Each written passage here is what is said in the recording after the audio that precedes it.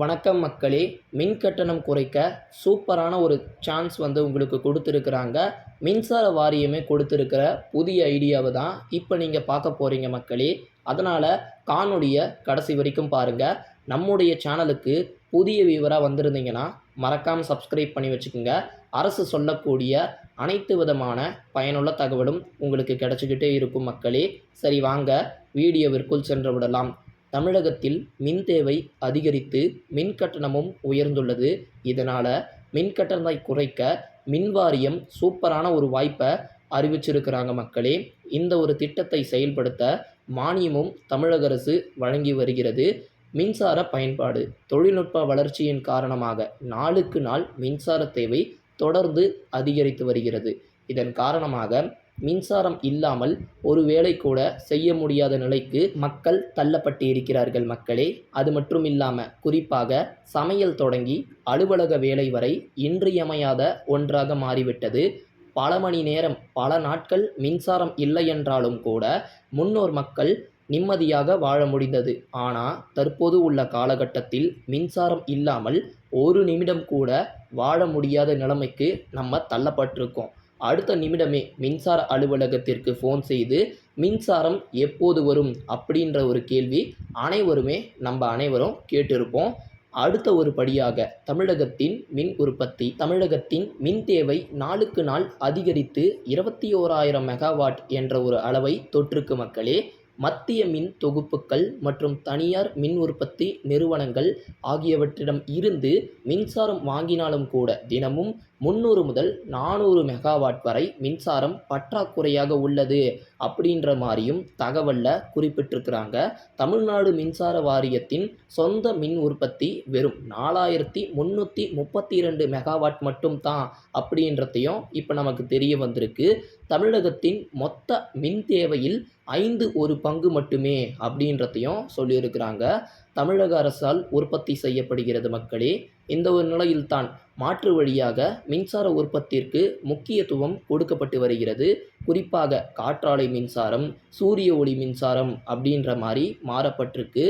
இந்த ஒரு மின்சார பயன்பாடு அதிகரிப்பிற்கு என்ன அப்படின்னு பார்க்கும்போது அதிகரித்த வாகன உற்பத்தி, தொழிற்சாலை பெருக்கம் போன்றவற்ற காரணத்தினால முன்பை விட வெப்பத்தின் தாக்கம் அதிகரித்துள்ளது. இதனால் 24 மணி நேரமும் ஒரு சில வீடுகளில் ஏசி இயங்கிக் கொண்டே இருக்கிறது அப்படின்றதையும் சொல்லியிருக்கிறாங்க. அது மட்டும் இல்லாமல் குறைவான மின் கட்டணம் வந்த இடத்தில் கூட, அதாவது 500 ரூபாய் தான் மின் கட்டணம் வரக்கூடிய வீடுகளில் 5,000 ரூபாய் வருது. 1000 ரூபாய் வரக்கூடிய வீடுகளில் 10,000 அப்படின்ற மாதிரி அடிக்கடி மின் கட்டணத்துடைய வீரியம் அதிகரித்து கொண்டே போகிறது மக்களே.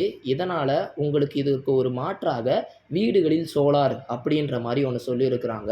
வீடுகளில் சோலார் பிவி அமைப்புகளை நிறுவுவதன் மூலயமாக மின்சார கட்டணம் குறைக்க முடியும் அப்படின்ற மாதிரி தெரிய வந்திருக்கு.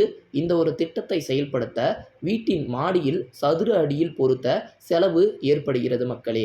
அந்த ஒரு வகையில் தான் 50,000 ரூபாய் முதல் 2 லட்சம் வரை சோலார் அமைக்க தேவைப்படுகிறது. இதனால் வீடுகளுக்கு தேவைப்படும் மின்சாரத்தை எளிதாகவே தயாரித்து கொள்ளலாம் அப்படின்றதையும் சொல்லியிருக்கிறாங்க.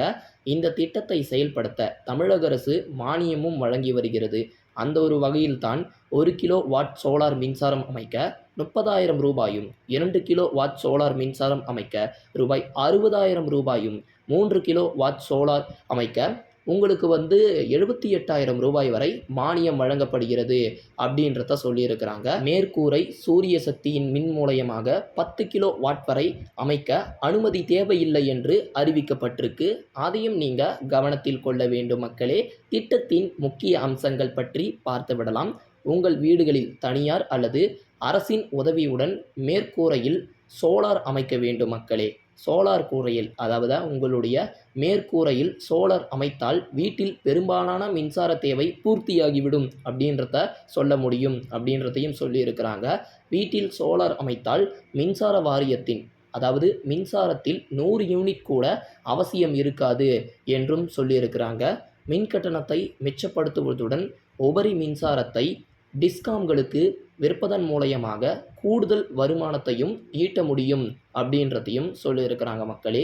அதாவது குறிப்பாக ஒரு 3 கிலோவாட் அமைப்பு மூலயமாக ஒரு குடும்பத்திற்கு சராசரியாக ஒரு மாதத்திற்கு 300 யூனிட்டுக்கு மேல் உற்பத்தி செய்ய முடியும் என்றும் சொல்லியிருக்கிறாங்க. சரி, இதை எப்படி விண்ணப்பிப்பது அப்படின்னு கேட்டிங்கன்னா, இந்த திட்டத்தின் மூலயமாக இணைய விண்ணப்பதாரர்கள் முதல் வரி சூரிய கூரை ஊக்குவிப்பு திட்டத்திற்கு ஆன்லைன் அல்லது ஆஃப்லைன் மூலயமாக நீங்கள் விண்ணப்பிக்கலாம். அதற்கு நான் என்ன பண்ணணும் அப்படின்ற வெப்சைட்டை திரையில போடுறேன்.